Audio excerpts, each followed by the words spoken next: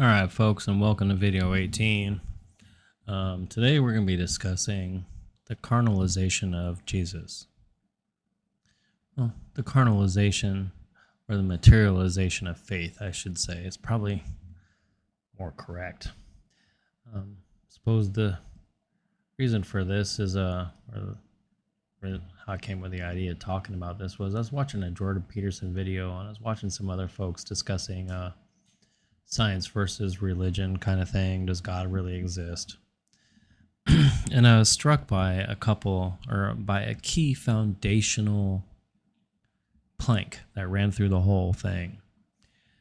This British guy was talking to Jordan Peterson, asking him, why does Jordan Peterson say that when he's asked about Exodus, if it really happened, his answer is still happening. And the guy kept trying to pin him down over and over again. No, what they mean is, did it really as a historical fact happened? And eventually Jordan Peterson said probably. I think the answer is actually yes. Not that this is a key part of the video and actually has nothing to do with it, but the event did happen. It wasn't led by Moses. I do believe it's some sort of general or something, but folks left many different ways. Some folks took a boat, went up to Greece and France and Italy and these places, and some folks did travel across land. And they did cross the Red Sea. There was a massive cataclysm at the time. You see, this world that we live in is destroyed over and over and over again. It's very cyclical. And there's a lot of powerful people that know this. And this happened to be one of those times. Egypt was being destroyed and the people fled. That's what people do. You just ask the Aztecs and the Mayans and all of them. Those people didn't abandon those cities. Those cities were being destroyed and the people had to leave. Or all those cities that they found buried in Turkey and, whatever. Just dig down. You will find ancient remains of civilizations that have existed before. Again, this is not part of the video, but this is part of the understanding of the world that we live in. So, Jordan Peterson said something that I thought was very crucial. He goes, during his rambling, eventually he came about to saying that the people asking these questions are framing it the wrong way. They're asking a materialistic question to something that is metaphysical, spiritual in nature, psychological in nature. It's the wrong question. It doesn't matter if these events happened because the teachings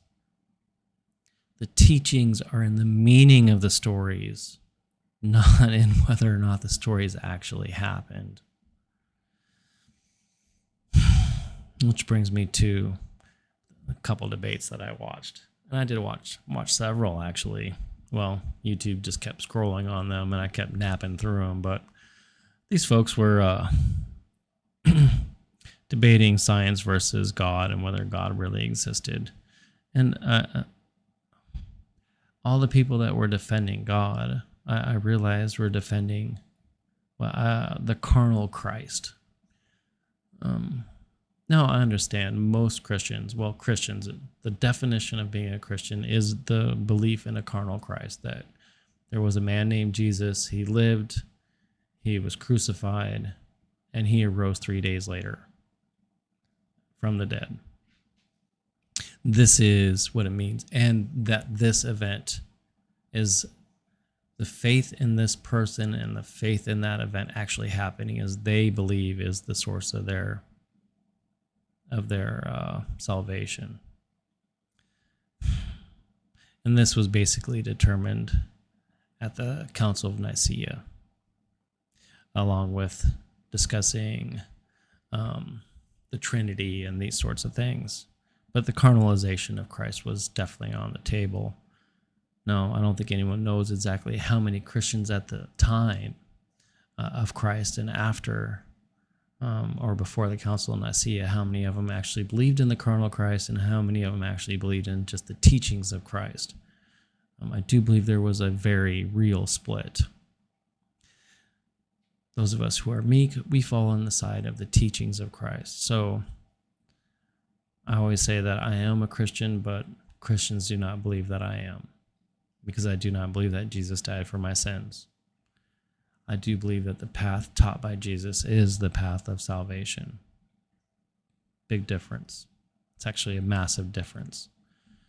But it's also the whole point of this video is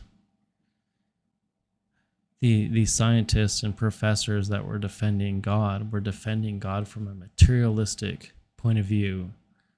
They always point out, and then I watched them. I went out elsewhere and I looked at some Christians defending.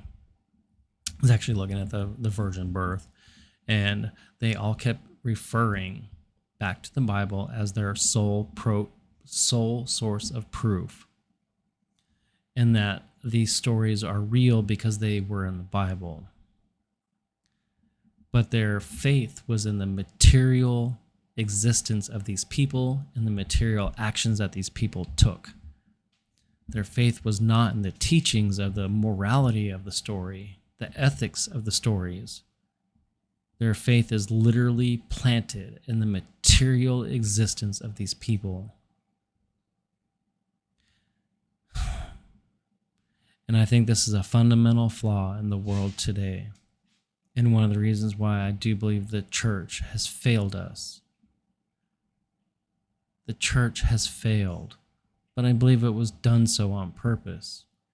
You see, that cycle that I talk about of destruction of the earth and rebirth and the continuation of born and dying and blooming, and this has happened over and over again. And the people who manipulated the faith back during the Council of Nicaea and other times when they're early forming of the Christian church and the Christian belief, they knew they needed to stake it in the material world, in this physical table world, not in the spiritual, not in the psychological, not in the metaphysical. Solid.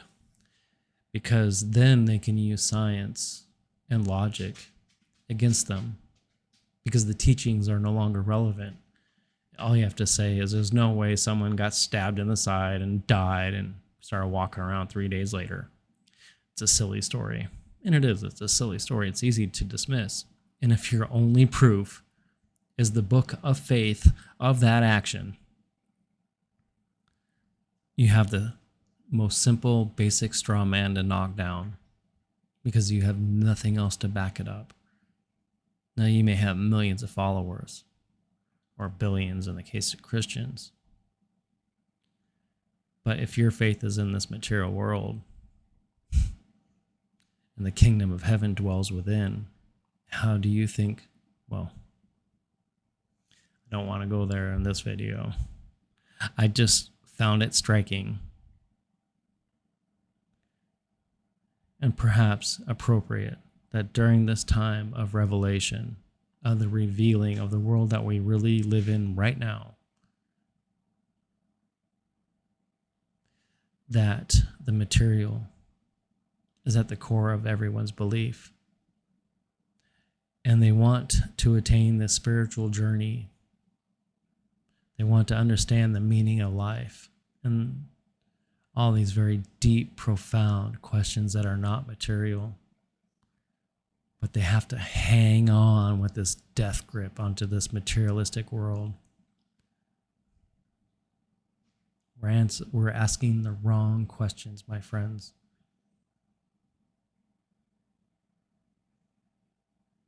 The Bible gives you a materialistic story.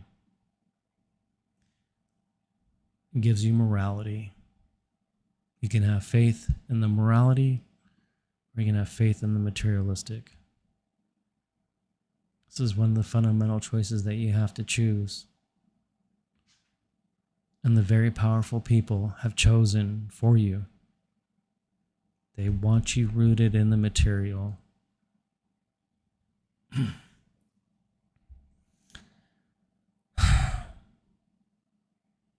Not sure how much more I should say on this, but we need to start asking the right questions. With that, my friends, I will see you in the next one.